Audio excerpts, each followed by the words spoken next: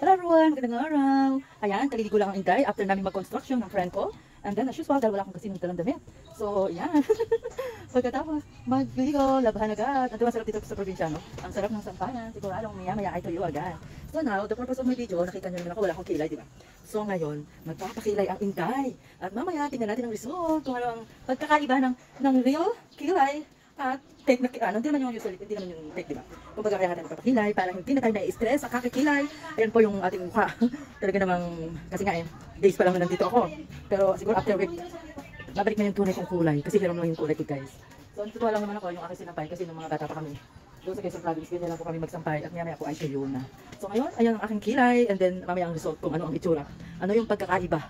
So, andito pa rin tayo sa aking mansion house. Kasi yung aking karo, baka matanggal yung pintura kaya laging nakabalot. Charot. So, excited ako sa magiging itsura ng aking kilay. So, mamaya update natin kung ano ang itsura ng aking kilay. After ng makilayan.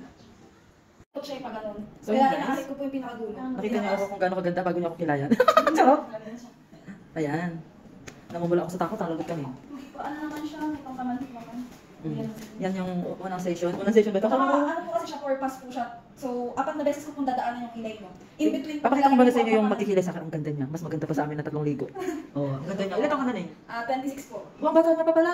Ayan, sa gusto mong magpakilay. Yan, ano na natin. Umiinit siya na eh. Ganun ba yun? Umiinit. Nag-aakabig din nilalagay po ba kayo sa mga ano? Halimbawa po, mga skincare, ganun po. Ay, yung ano, yung skin hole, ganun. Gagabi lang ulit ako gumamit. Pag Pero naligo ako, syempre wala na yun, syempre. Opo. After po natin, wag po muna kayong gagamit ng mga products na nakakapagpabalat po ng mukha nyo. Kasi habang numinipis po yung balat, mas maano po mas delikado po sa... Tsaka mabilis po siyang mawala pag nilalagyan nyo po ng mga pampanipis. Yung mga magbabalat po. Mabilis po siyang lalako. Oh, okay. So pag nag-talagang face lang, Halimbawa, wag isasama yung pag ano. nag-project po kayo, baka lang. Oo. Iwasan nyo. Yung iwasan Kahit po talaga yung normal na sabon, iwasan nyo po yung part ng kilay. Kasi may kakilala po ako. Sabay silang nagpakilay, same po na gumagawa. Yung isa, ang bilis mag-fade, yung isa, hanggang ngayon nag-stay pa. Kasi po, yung isa, iniiwasan po niyang masabon yung, yung kilay. Ayun. Tingnan mo kilay, parang bagay na kilay. So, ganun daw guys. Ang Tingnan parang tama na yan. Oo. So yun guys, hindi naman pala nakakatakot. Ang pakiramdam niya ay malamig na menthol. Umiinit ng konti kasi normal yon kasi pampamanit siya. So ayan guys, after ng isang oras na paglalagay ng anesthesia, papagandahin na niya ako. Alam niyo naman tayo ay nagpapayaman sa kagandahan. Kaya guys, pag maganda ang result, siya ang inyong aking iko-contact. Ayan, bata-bata pa siya, 26 years old, grabe, very independent siya guys. Hindi naman tayo kukuha ng pangit, kaya ang kasing ganda rin natin, charot. So yun guys, mag-start na kami, update mo na lang kayo kapag tapos na. Kasi kapag naka-live ako, baka pumangit. Bye, see you later. Ayan, pinapakain niya ako, sabi ko sa kanya, para pagkain ko maganda, ayan. Dikit po kayo kasi para sila. Dinadagdagan ko lang yung bayad. Yung sweldo. Ito po, HD optical po. Sa taas po ng optical.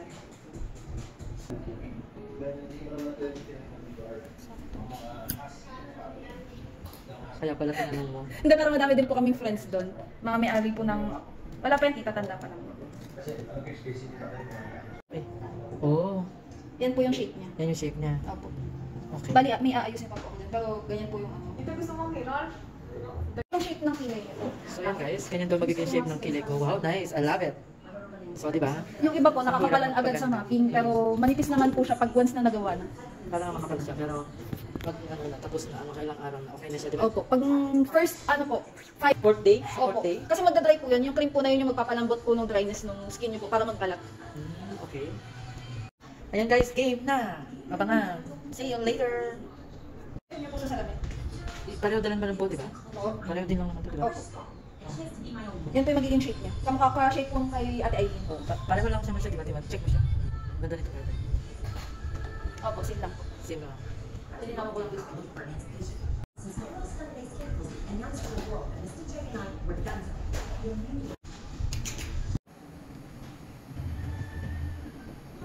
Ayan, ito daw yung first pass. Ayan, 4 na beses daw yan. Kaya mukha muna tayo si Sisa sa unang. Sa unang nilagay mo, Anesthesia po. anesthesia. Kailangan mo nilagyan ng anesthesia kasi 4 na beses ulit-ulitin yung Bali, 3 beses lang po maximum na pwedeng lagyan ng anesthesia. Yung, di ba 4 na pass po yan? Yung pang-part na pass po kasi, pagpapantay na lang po, titingnan na lang po kung pantay. Pero finishing na lang po. finishing. Kaya hindi na po lalagyan ng anesthesia. Ayan. So, tiis ganda tayo, pero maganda naman talaga yung result. Ayun. Yan, after 5 minutes lang yan, yung pangalawang anesthesia, tatanggalin. Yan guys, hindi pa tapos. Enjoy na ako. Di ba?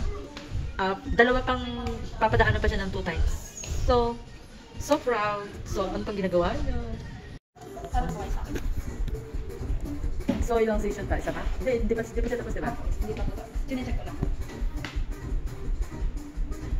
Tingnan ko lang po yung nakabulin.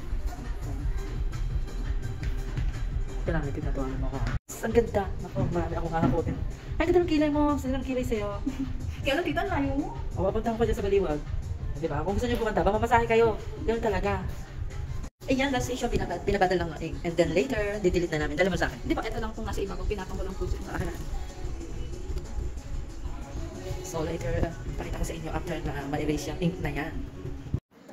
Haya! Finally, heto na ang Inday. Tapos na ang aking kilay.